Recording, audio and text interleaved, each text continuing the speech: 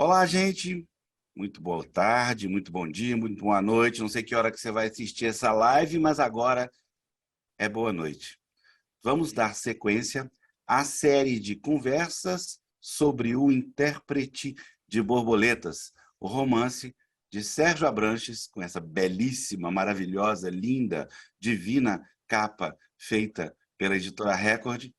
E nossa ideia, nós já conversamos com algumas outras pessoas e hoje temos o prazer de conversar com a queridíssima Bruna Lombardi. Muito boa noite.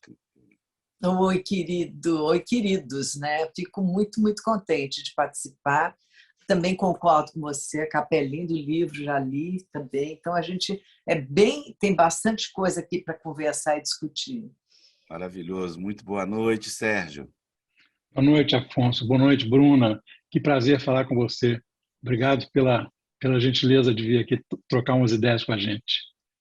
Bem, como a gente tem feito, a ideia é desdobrar do livro os assuntos que ele oferece para discussão através da sua trama intrincada, e a gente descolou do assunto do livro, do tema do livro Intérprete de Borboletas, o amor em tempos de ódio. Esse texto, essa frase, traz não só um contexto para ser discutido no âmbito do livro, mas também ampliando para esse mundo, esse tempo que a gente está vivendo, dividido, né, Bruna, entre beligerância, afeto e essa coisa toda que estamos vivendo nesse momento difícil. Então, eu queria passar a palavra para o Sérgio contextualizar essa é a nossa conversa, e em seguida a Bruna fará uma pequena palestra de 6 horas e a gente desliga. Então, perfeito. Tá bom. Olha, eu vou ficar na questão do livro, né? Quer dizer, o livro ele se constrói a partir de dois núcleos familiares, em que as relações amorosas são muito complicadas, mas há uma reminiscência dos dois personagens masculinos principais, Afonso e Eduardo, sobre a relação dos pais deles, que é uma relação de namoro e casamento na época da resistência e da clandestinidade.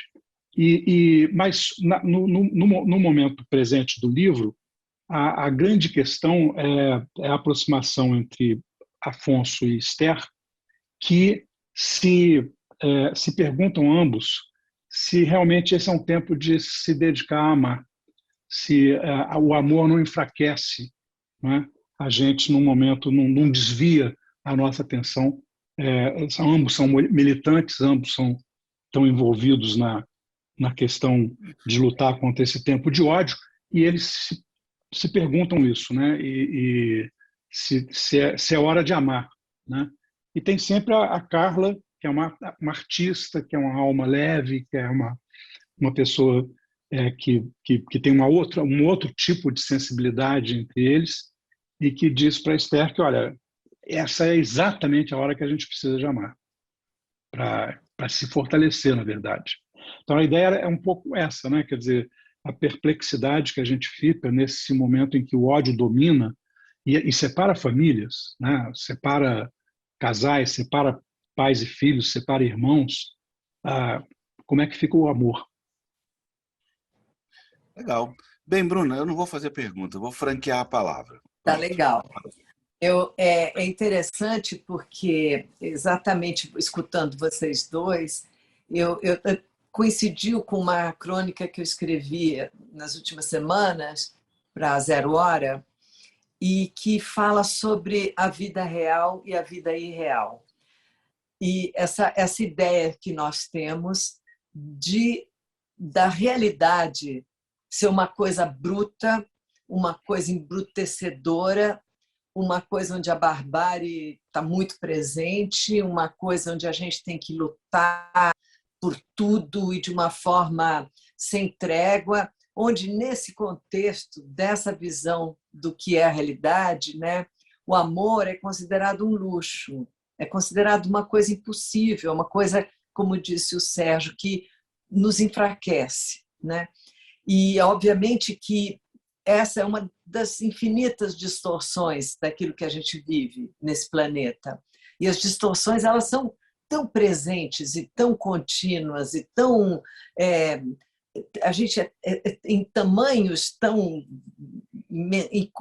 imensuráveis, na verdade, que as distorções se tornam uma realidade, né? Como tem uma frase no livro que diz, eu não me lembro exatamente a frase, mas é mais ou menos como dizer assim, a barbárie, o barbarismo se tornou uma normalidade, a gente já não encara como um fato anormal, um fato absurdo que está acontecendo. E ao passo dessa vida real, teria essa vida irreal, que é aquela onde você pode ouvir uma música com serenidade, descansar, ler um bom livro, brincar com seu cachorro, plantar um jardim. E daí sempre essas coisas são associadas e, obviamente, viver amorosamente, em primeiro lugar, com você mesmo e com todos, né? E com os que te cercam e com as pessoas, não só na relação de amor homem, mulher, ou enfim, de qualquer gênero, uma relação em que envolve paixão ou sexo, mas a relação de empatia com o outro, a relação de contribuição, de troca, de união com os seres humanos que te cercam.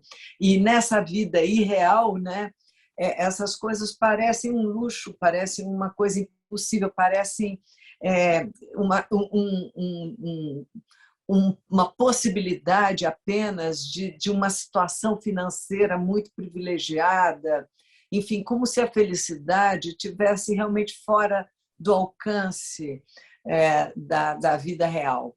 E há muito tempo, isso para mim é um tema bastante forte, né? Eu venho desenvolvendo esse tema em muitas coisas que eu faço e muito concretamente, quando eu abri a Rede Felicidade alguns anos atrás, em que eu queria discutir a Rede Felicidade, é um portal sem fins lucrativos, de contribuição de pessoas que querem mostrar suas ideias, que querem conversar, que querem, cada uma na sua especialidade, coisas que possam ajudar a todos, né? De certa maneira, despertar autoconhecimento, despertar compaixão, despertar vários sentimentos que às vezes as pessoas são muito presas em papéis sociais e não conseguem nem descobrir dentro delas. Mas essa Rede Felicidade, quando ela começou, eu me lembro que nós não estávamos tão terrivelmente ruins como estamos hoje. Mas mesmo assim as pessoas me falaram assim, mas que coisa louca, né? Falar de felicidade num tempo desses, como é que podemos estar falando de felicidade? E eu estava fazendo várias palestras, fui para vários lugares e conversei com várias pessoas especificamente ligadas à felicidade, dividi palco com pessoas como o Dan Gilbert, o Ben Shahar, né? E pessoas que estudam isso do ponto de vista mesmo científico. E eu percebi que a felicidade nunca foi tão necessária. Ela não é um bem inventado, ela é um fundamento, ela é uma força básica para a saúde, para a saúde física, mental, espiritual, emocional e por aí vai. E que, obviamente, na distorção de valores, isso tudo passa batido, né? As pessoas querem a ganância, as pessoas querem a beligerância, as pessoas querem suas convicções colocadas de uma forma de embrutecer mesmo a situação e que o outro é um inimigo feroz e precisa ser eliminado. E esse é um pouco, quer dizer, muito o tema do livro e do Sérgio, e é muito o que a gente está vendo em volta. E a gente vê com uma certa surpresa, mas é claro que nada é surpreendente, tudo é cíclico, né? A gente tem histórias cíclicas. Eu me lembro que eu perguntava assim, eu acreditava, eu passei por várias fases na minha vida, mas numa fase eu acreditava, quando era adolescente, assim, que justamente adolescente bem garota mesmo, né, que eu via os males da ditadura e tal, e eu acreditava que era uma coisa muito fácil vencer aquilo, porque eu acreditava que as pessoas novas, né, nova geração, estava vendo as coisas de outro jeito, completamente de outro jeito. E que, portanto, esses outros que uma hora iam sair, né, do poder, iam terminar, porque eles eram muito velhos, para a minha visão, então, eles eram belíssimos, né? Eles iam, e com eles morria todo o mal do mundo, você entende? A gente ficava, esse novo movimento amoroso, esse novo movimento de união mesmo, né? Era o que ia sobreviver no mundo. Então, eu venho de um sonho, passaram-se muitas décadas, eu acho que eu não perdi muito esse sonho. Eu não Certo. estou te ouvindo. Eu tinha desligado. Ô, Sérgio, queria que... desculpe, Sérgio, você tem que ligar o seu. Beleza. Eu queria que você contextualizasse essa dualidade, mas bem dentro do contexto dos personagens, né? Que é a felicidade como baliza nestes tempos de ódio. Pois é, tem várias relações amorosas ali que são, né, diferentes. Por exemplo, você tem o caso do Fernando e da Carolina, que o amor por Carolina e a perda de Carolina destrói o Fernando tal como ele se conhece. E ele precisa de se desfazer para conseguir sobreviver à dor daquela perda, né? Um romântico. O Eduardo e a Carla têm uma relação amorosa que, na verdade, começa antes do ódio e que ajuda muito os dois a viverem aquela relação. Agora, Esther e Afonso são mais intelectuais, eles são mais militantes, né? E ambos têm dúvida a respeito de se no momento a prioridade não é a resistência política, não é se envolver, não é fazer cabeças e tal. Essa é uma discussão antiga para mim, e que eu transpus para agora. Eu conversei com algumas pessoas que também viveram esse drama da relação, né, amorosa ser atravessada pela dúvida por conta do que está passando e tal. Mas eu vou contar uma história para vocês da minha juventude, que tem a ver com isso. Eu estava me lembrando quando a Bruna estava falando da memória dela, e ela falou uma coisa cíclica, né? Um pouco antes do AI-5, eu fazia um curso de cinema. Eu ainda não era universitário, mas havia um curso de cinema muito bom na Universidade de Brasília, coordenado pelo Paulo Emílio Salles Gomes e pelo Jean-Claude Bernadette. E aí eu estava fazendo o curso, e nesse curso, uma vez, eles chamaram na parte de escrita. Não, peraí, tem que atrapalhar um pouquinho. Ô, Bruna, só pelo Paulo Emílio e o Jean-Claude, entendeu? O prejudicado que ele ficou. Excelente. Aí eles chamaram um poeta goiano, que tinha da idade mais ou menos de papai, chamado José Godoy, que era comunista, era do Partido Comunista. E o Godoy falou de poesia, e a gente começou a conversar, e ele gostou muito de mim. E eu descobri que ele era o pai da menina que eu estava de olho, chamada Angelina. E aí, eu doido para ele me convidar para ir na casa dele e tal, para encontrar com a Angelina e tal. E um dia ele convidou. Só que ele falou: olha, nós vamos fazer uma reunião lá, vem uns amigos meus que chegaram do Rio, estão querendo muito te conhecer e tal. Eu cheguei lá, a Angelina estava lá. E a gente começou a conversar, enquanto os caras que estavam lá estavam conversando com outro amigo meu. E eles eram os top do Partido Comunista do Brasil na época. E eles estavam ali para recrutar jovens. E eu fiquei conversando com a Angelina, esperando a minha vez lá de conversar com os caras, mas eu estava mesmo interessado na Angelina. E ela muito interessada em mim, a gente acabou namorando. E aí, quando eles me chamaram para conversar, eles estavam muito assim, de cara amarrada, né? E aí eu fiquei meio assim irritado, tal, com aquele jeito que eles falaram. Afinal de contas, qual é essa conversa aqui? O que vocês querem de mim? Aí um deles virou e disse assim: não, nada. você ainda é um sujeito completamente dominado por sentimentos burgueses. Ou seja, entendeu? Quer dizer, um cara tão imerso nessa coisa da militância, etc., que para ele o amor é uma coisa burguesa, é um luxo, não é? que o revolucionário não pode se dar, não pode ter. E isso deve ser uma coisa horrorosa, né? Porque... É uma coisa interessante para a Bruna colocar, né, Bruna? Que a busca da felicidade tem um campo de preconceito contra ela muito grande também, né?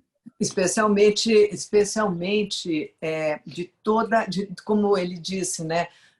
De toda, vamos dizer assim, de um certo contexto da militância, de algum tipo de militância.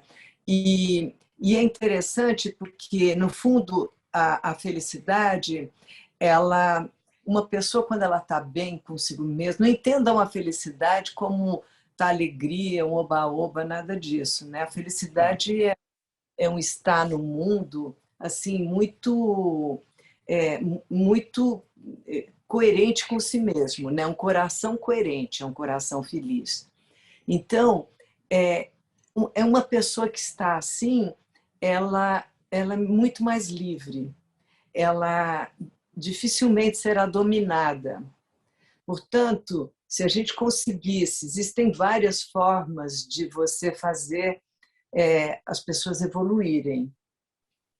Sem dúvida, uma organização social e política e ordenada e colocada em prática com fortíssimas boas intenções é fundamental para um sistema, né? O sistema não consegue viver da anarquia. Por outro lado, se o oprimido não for uma pessoa que evoluiu de alguma maneira com valores intrínsecos do ser humano, na hora que ele conquista o poder, ele se torna um opressor, tanto quanto o opressor que o oprimia.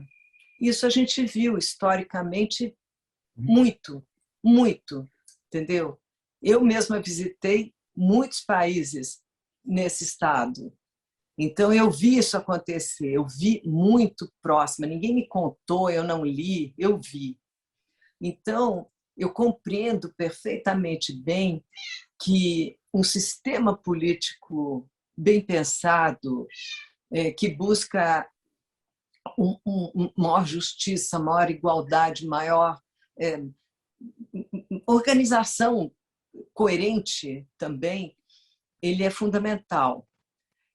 Por outro lado, se as pessoas que estão na frente desse sistema, né, e usando esse poder, elas também não forem seres humanos evoluídos, não adianta nada. Sérgio, para mim, a Bruna colocou na pauta o guru, o mais velho, não foi? Foi, que é o que o velho tenta o tempo todo fazer, né? Olha, você tem que evoluir como pessoa humana, e ele é digamos, o pregador da empatia, né? É exatamente aquela pessoa que recebe qualquer um para conversar e que ouve, não é? Porque tem essa ideia também meio equivocada de que conversar é falar, né? Não, conversar é sobretudo ouvir, né? Ouvir o outro para valer. E essa questão, Bruna, ela passou o tempo todo por mim enquanto eu escrevia, porque eu escrevi durante a pandemia e eu tomei a decisão de que o livro terminaria junto com a chegada da pandemia, né? Mas a pandemia, ela me deu uma esperança que depois se mostrou uma esperança vã, de que com aquele sofrimento todo que houve, com aquela coisa terrível de você ligar a televisão e ver os corpos sendo empilhados, as pessoas, né, os cemitérios não comportando mais a quantidade de gente que morria da Covid, etc. Bom, isso aí vai matar o ódio, porque, né, quer dizer, é impossível você não ser empático, você não ter não é, sensibilidade com a dor que as pessoas estão passando. E ela passou perto. Eu tinha um amigo, Márcio Moreira Alves, que ele estava numa palestra lá em São Paulo, naquele centro, no monumento lá para a América Latina, para a democracia, e O Memorial da América Latina. Memorial da América Latina. E ele teve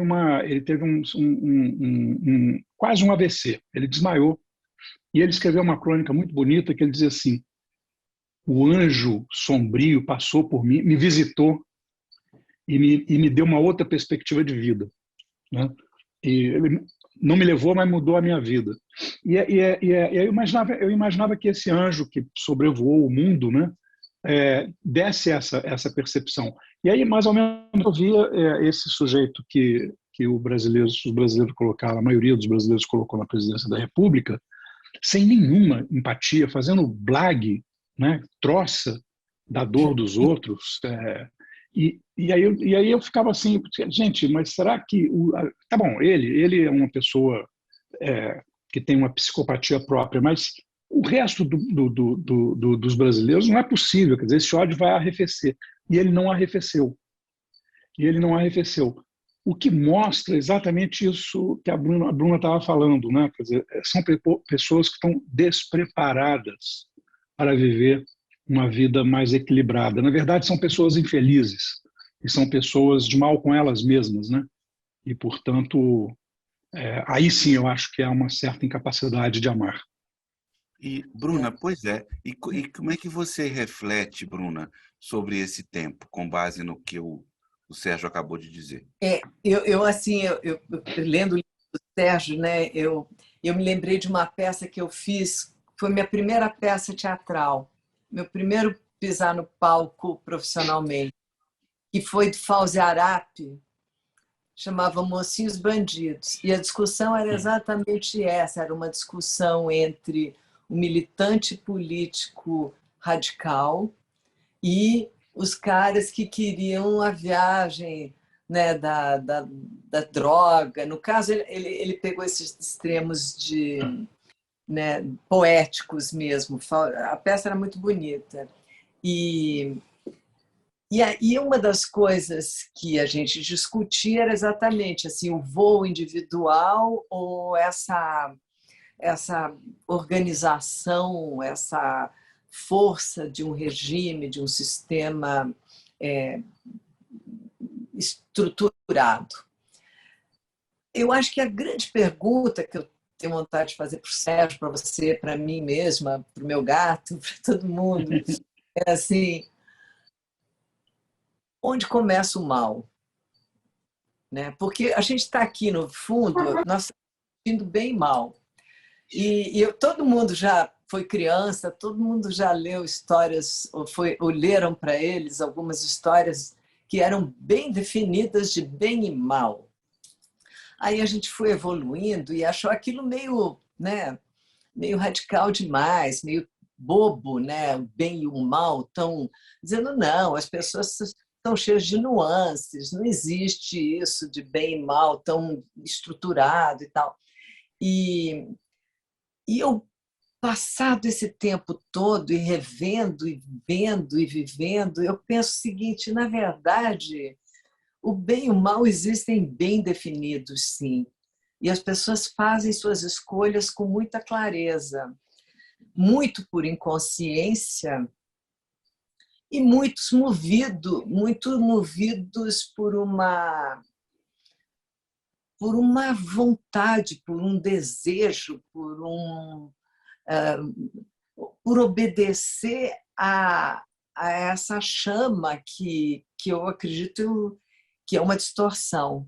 Então, eu acredito que o mal é uma distorção do bem, sabe? É uma distorção tão profunda que não se vê onde ela começa.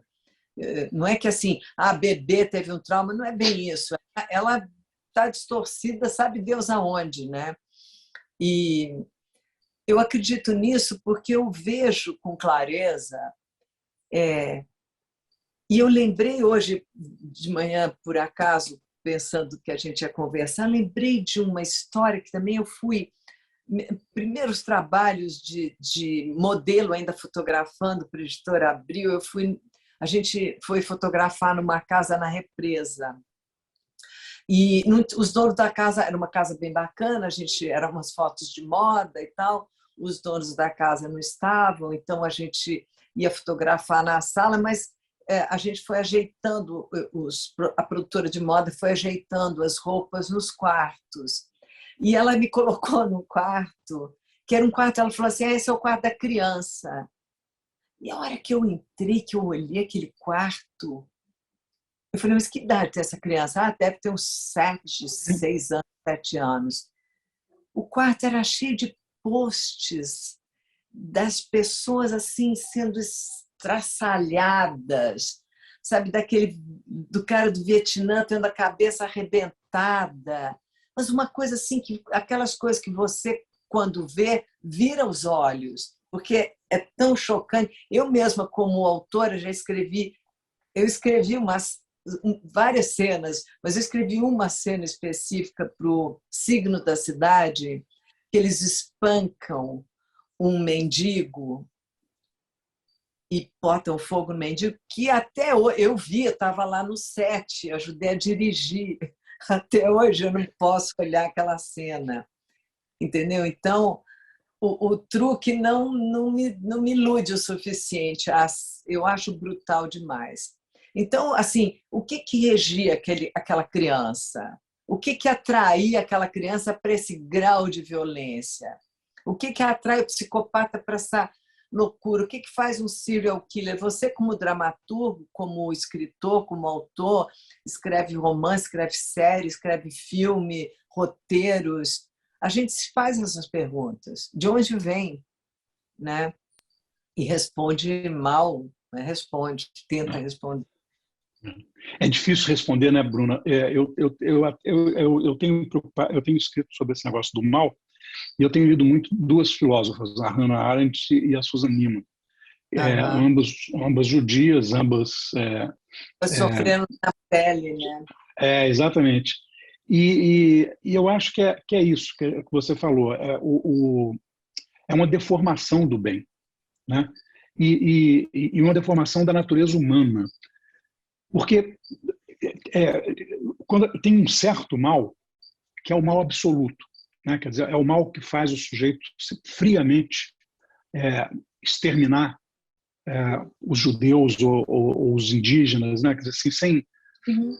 Outra coisa é o sujeito que é capaz de uma brutalidade, uma mulher que é capaz de uma brutalidade assim, mais prisioneiro de uma forte emoção, que eu não acho que seja uma boa razão jurídica para não punir, né? É usado como isso, mas enfim, quer dizer, você está, né, ali num momento de desespero, etc. e tal, e que a maior parte das pessoas depois se tortura de culpa e de arrependimento, né? Mas esse mal, não. Ele faz o mal friamente, deliberadamente, e ele não sente nada a respeito disso. Em larga escala de violência, né? Exatamente, em larga escala. E esse tipo de ser humano,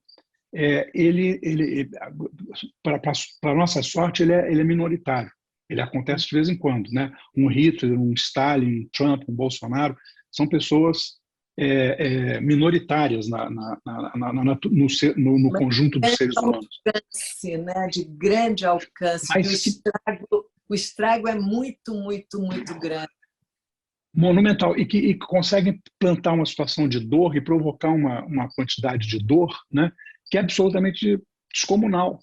Né? E se alastra, né? Porque isso tem muito no teu livro, que a dor ela vai por caminhos assim, muito da intimidade, ela vai se alastrando dentro das casas, ela vai entrando dentro dos corações, ela vai desunindo, vai opondo as pessoas, vai criando brigas terríveis, insuperáveis. E eu acho que isso é muito presente. Acredito que a gente está mais atento para isso. Você falou que a pandemia não te trouxe a esperança que você imaginava e tal, mas eu acredito que trouxe mais consciência. Eu vi gestos de solidariedade enormes, mas isso eu acho que existem o tempo inteiro e a gente é desatento para isso, né? Porque a mídia, de uma forma geral, tem pouco interesse em revelar isso, porque eu já conversando com muitos amigos meus trabalhando em jornal, uma ótima notícia não é uma notícia, né? Não é uma coisa, ou ela é muito massiva, ou ela não é uma coisa que inspira. Mas uma péssima notícia, mesmo pequena, é uma grande notícia. Então, a mídia sempre vai trabalhar com o exemplo do ruim. E, obviamente, o exemplo do ruim numa época como a nossa, das redes sociais, porque o que tem de muito novo no nosso momento são as redes sociais, né? Sobre isso, eu até queria te atrapalhar um pouquinho, Bruna, para perguntar isso, mas a pergunta é mais provocativa do que aparenta. Sérgio e Bruna, ficou mais fácil provocar, produzir o mal com as redes sociais? Quer responder, Sérgio, primeiro? Não, pode você que estava falando. Tá. Não, então, eu acho que as redes sociais elas tornaram tudo isso valor. Essa distorção que a gente vinha falando, esse desejo da fama, do reconhecimento, esse sair da invisibilidade é tão atroz para esse esmagamento social que se vive, né? Que é um esmagamento social em todas as instâncias. Então, ele é tão atroz, ele é tão brutal, que, como dizia o Andy Warhol, 1 minuto de fama já interessa.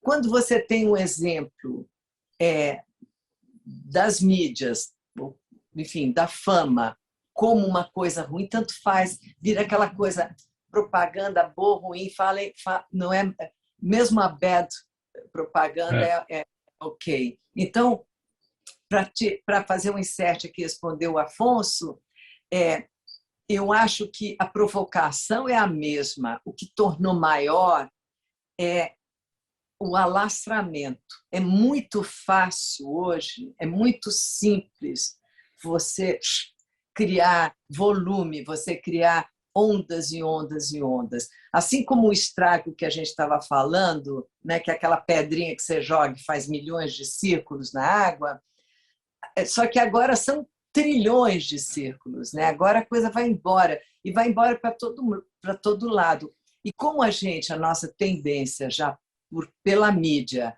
e também por nosso instinto de sobrevivência, isso é muito instintivo, é prestar sempre mais atenção no ruim do que no bom, né?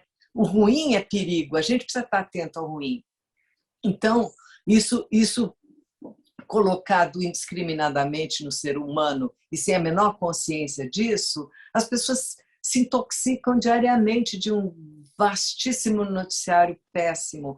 E isso, obviamente, vai gerar novas distorções, e por aí vai. Então, todas essas causas e consequências, né, causa e efeito constante, é que geram esse pandemônio, essa coisa que a gente está vivendo. Mas, só para terminar, e falar uma coisa da pandemia, eu acredito que sim trouxe um estado melhor, de certa maneira, de consciência, porque as pessoas caem um pouco na real, o silêncio, a solidão fez com que individualmente ou não suportassem ou ficassem um pouco mais atentas. E a atenção já é o grande fator diferencial. E eu acredito, como a gente falou no início, que o mundo é cíclico, e ele é cíclico evolutivo.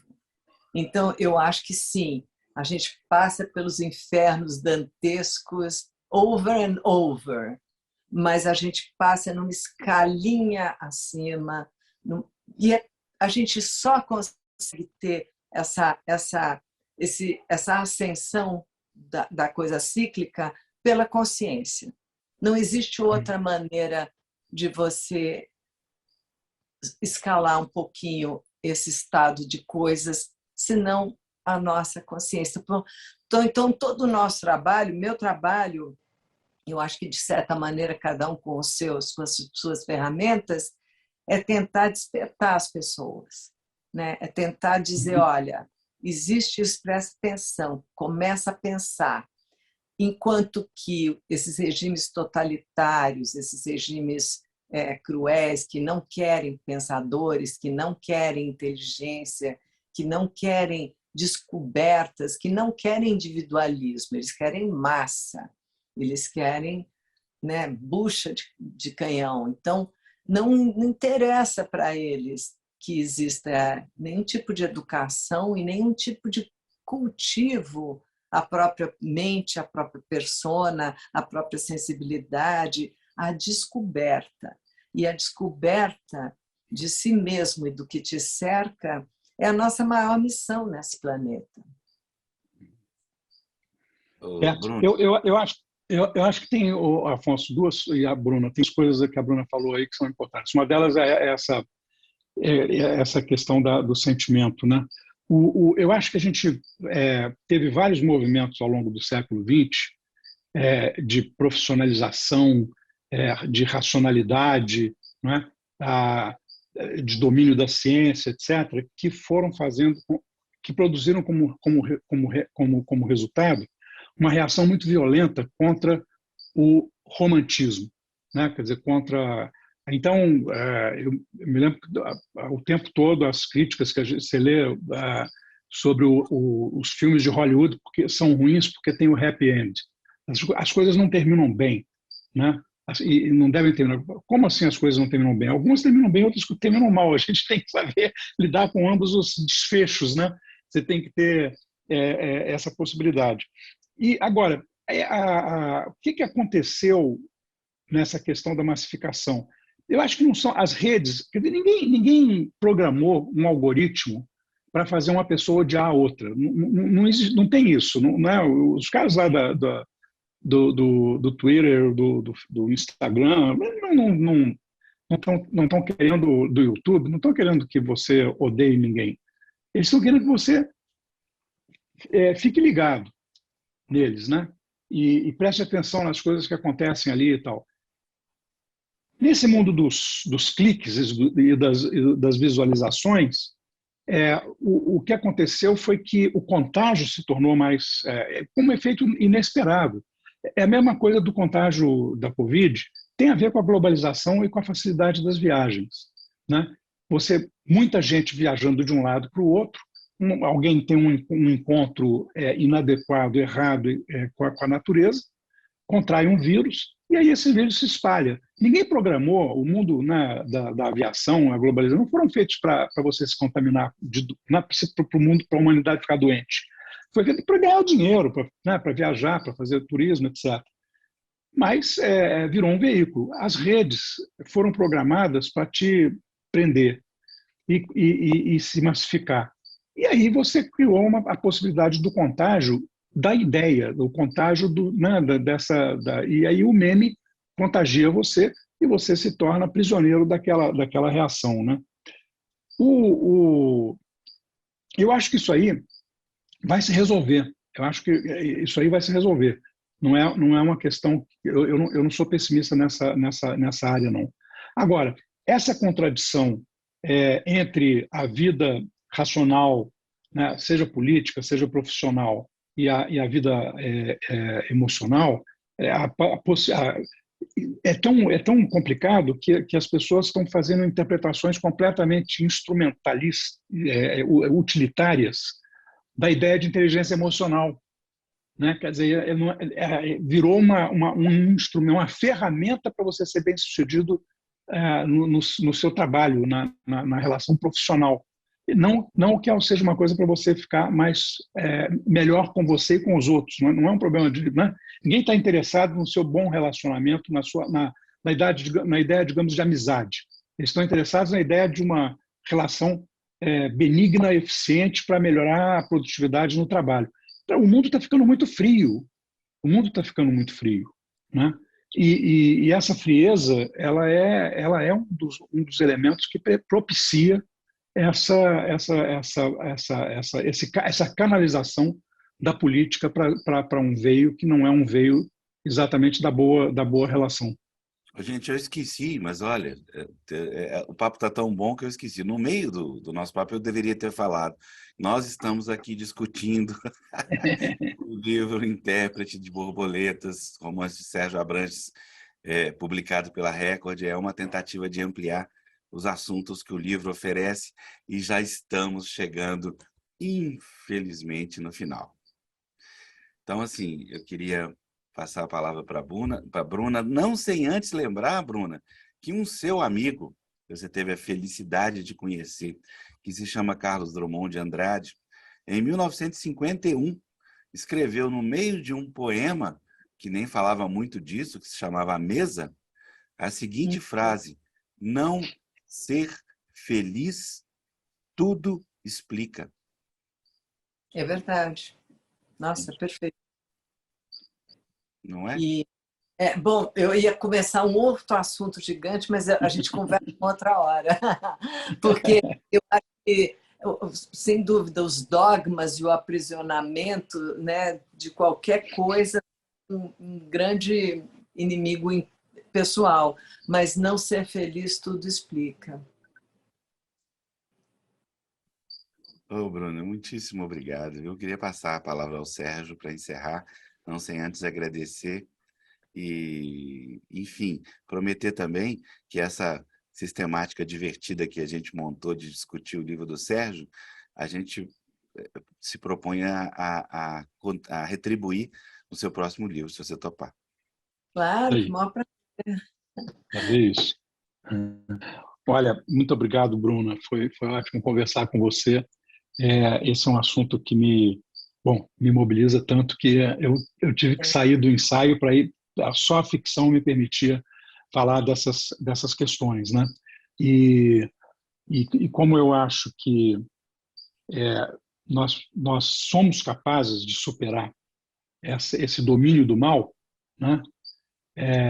E por isso que eu acho que por isso que eu acho não, eu tenho certeza que foi por isso que eu construí aquele personagem meio mágico do velho, exatamente para dizer uma coisa que eu tenho certeza que você vai lembrar com força, porque tem a ver com uma coisa que nós ambos gostamos muito, que é o Grande Sertão Veredas, né? Quando ele diz que, bom, tem o caminho é a terceira margem, né? E que o Eduardo acha que é um paradoxo, a ideia de uma terceira margem. Mas é exatamente isso, né? Quer dizer, se a gente não sonhar com a possibilidade real de ter uma vida de felicidade, de harmonia, aí sim a gente fica numa dessas duas margens poluídas do velho rio. Perfeito. Então, obrigada pela conversa. Muito obrigado. Continua, né? Tomar um café em algum lugar e continuar conversando. Isso. Tá? Muito bom. Muito obrigado, Sérgio. Um Tchau, obrigado. Beijo. Meus queridos, um beijo imenso também, viu? Saudade grande de você, Bruno. Também.